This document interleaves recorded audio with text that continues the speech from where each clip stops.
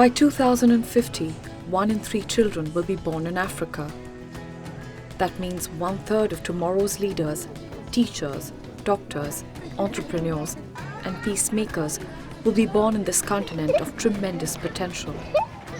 There's been much progress for children in recent decades thanks to partnerships at all levels, from policymakers to the grassroots. Across Africa, more children are now surviving past their 5th birthdays.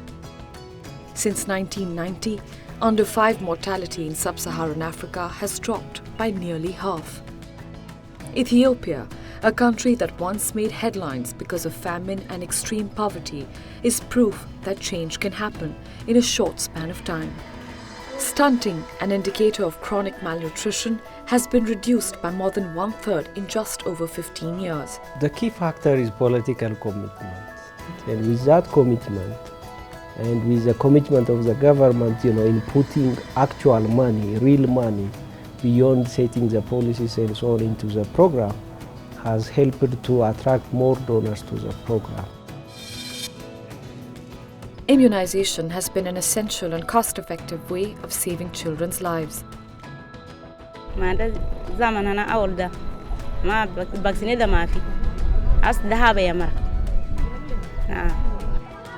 Throughout Africa, community health workers are on the front lines of reducing child mortality.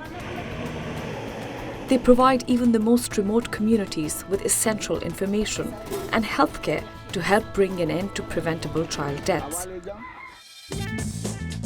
The efforts of health workers are aided by innovative new technologies developed in Africa. Previously, if a facility had a drug stockout, they would have to wait for 3-4 months for the next round of drug supplies.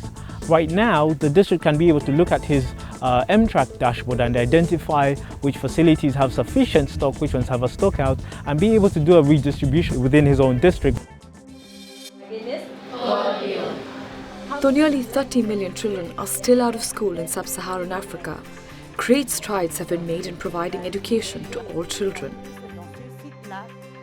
Há uma mudança, não como antes, a escola está pronta para dar mais educação. Este ano, a escola já é PC. Since 1999, primary school enrollment in sub-Saharan Africa has risen from 58% to 77%. Nasoma kwa bidii kwa sababu sina cha kutegemea duniani. Ni masomo nijisomee ili baadaye nipate maisha mapya mazuri.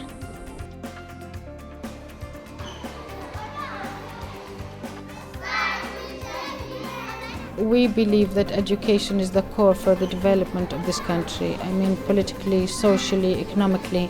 It's so important for us to have everybody go to school. In Tunisia, UNICEF has been sensitizing children on their rights, democracy, citizenship, and the value of having their voices heard.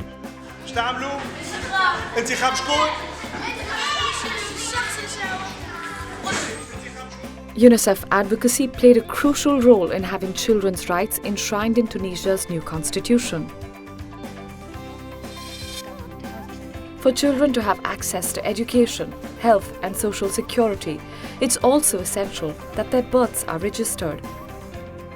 Even in the remotest regions of Niger, birth registration initiatives have expanded the reach of government services and enabled a more secure future for the country's youngest citizens. Impressive gains have been made in reducing HIV infections across the African continent. Between 2009 and 2012, new HIV infections among children declined by an average of 35%. We really tackle the HIV like we are in a war. We are going to fight with the little that we have. We are going to put the resources, the little resources that we have, into the fight of this HIV, because saving the children was to save the nation. However, violence, political instability, insecurity, poverty, and deprivation are threatening development gains. In the Central African Republic and South Sudan, gender-based violence has increased, as has the number of children associated with armed forces. UNICEF and partners have secured the release of over 1,000 children from armed groups this year in the Central African Republic. more than 5 times the total number of children released in 2013. These children are provided with healthcare, psychosocial support, family tracing and reunification, and a return to school. In South Sudan, the newest African nation caught in conflict, almost 71,000 children and young adults were provided with temporary learning spaces, and nearly 140,000 children with school supplies and recreational materials.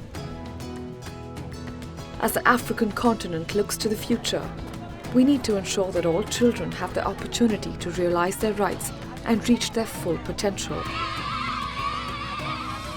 UNICEF will continue to work closely with policy and decision makers, as well as with local communities and children themselves, to achieve sustainable results for every boy and girl. Any country, any society which does not care for its children is no nation at all.